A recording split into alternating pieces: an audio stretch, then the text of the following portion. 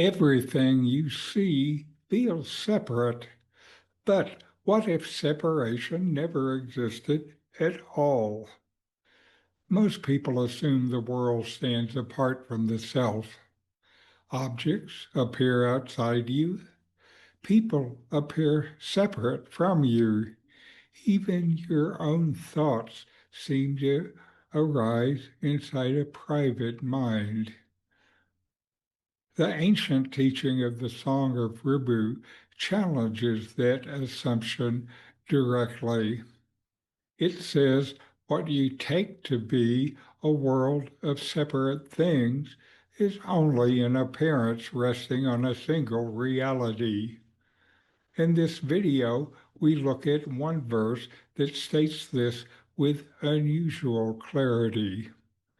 Stay with the inquiry. If this teaching speaks to you, like the video, subscribe, ring the bell, and leave a comment about what you notice. Who are you when the idea of the world drops away? Pause for a moment. You usually assume that you're a person inside a world.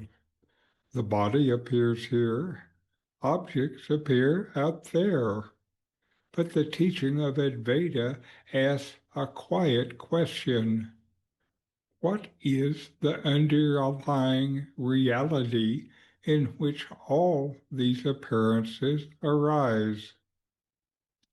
Before jumping to an answer, look directly within yourself. Something here is already present before every thought, perception, and feeling. It is simple. It is obvious. Yet the mind rarely stops to notice it. Welcome. This is Richard Clarke. Today we'll look at a verse from the Song of Ribhu, chapter 12, verse 36. The world is only Brahman, appearing as everything. As all superimposition everywhere are only the substratum thereof, so the world and being, the superimpositions seen as adhering on the substratum of Brahman, are only the supreme Brahman, the enduring substratum. This is the ultimate conclusion of the crest of the Vedas, the conclusion graciously expounded by Shiva is this: the experiences of the enlightened is also this. This passage points to a key teaching of Advaita. It speaks about superimposition and substratum. A superimposition means something that appears on top of something else. The classic example is a rope mistaken for a snake. The snake appears as the superimposition, but the rope is the real substance, the substratum that supports the appearance. Ribhu says the entire world functions in the same way. The many forms you see seem independent. You see bodies, people, objects, and events. They appear separate from one another. But according to this teaching, all of these forms rest upon a single reality. That reality is Brahman. Brahman is the underlying existence in which everything appears. Brahman is being consciousness, the vast absolute of which there is no other. The world does not exist apart from it. It appears in it and through it. Just as the snake depends on the rope for its apparent existence, the world depends on Brahman. Ribhu then goes a step further. He says the superimpositions themselves are not truly separate from the substratum. The world, the beings within it, and all appearances are only Brahman, appearing in different forms, not separate, not different, non-dual. Ribhu adds that this understanding is the final conclusion of the Vedas. It is not some new idea or personal theory. It is the central insight repeated throughout the highest teachings of this ancient tradition. Ribhu also says that this is the lived experience of the enlightened. For them, the world is not rejected or denied. It is recognized as nothing other than Brahman. For spiritual practice, this teaching changes how you look at experience.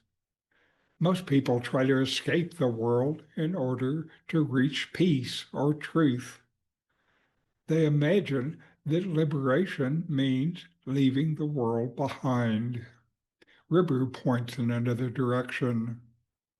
You do not need to remove the world. You only need to see its true nature. Right now, you experience objects, people, and thoughts.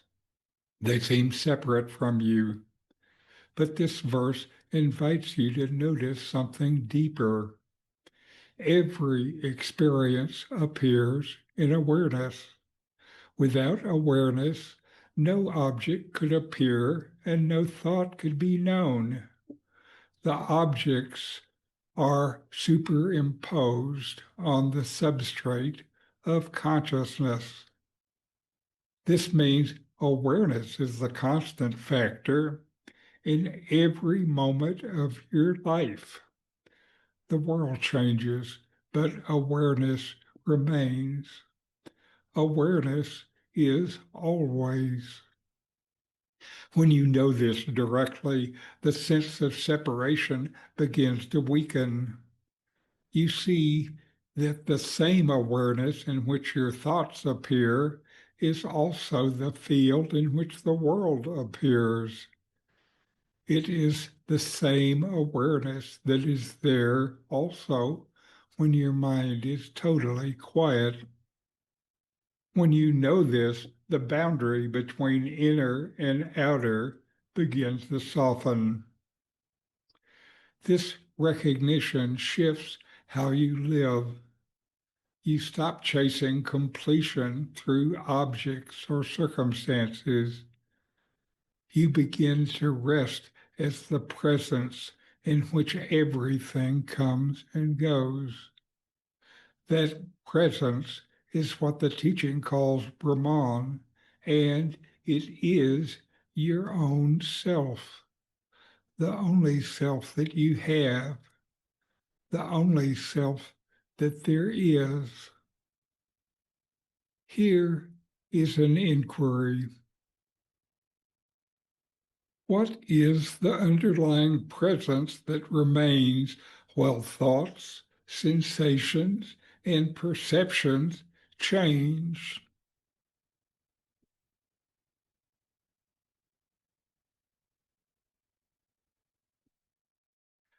Sit quietly for a moment. Notice the simple fact that you are aware.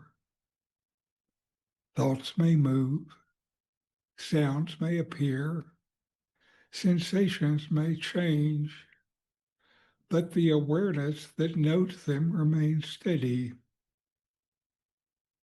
Let attention rest there. Nothing needs to be added. Nothing needs to be removed. Stay with that recognition for a few breaths.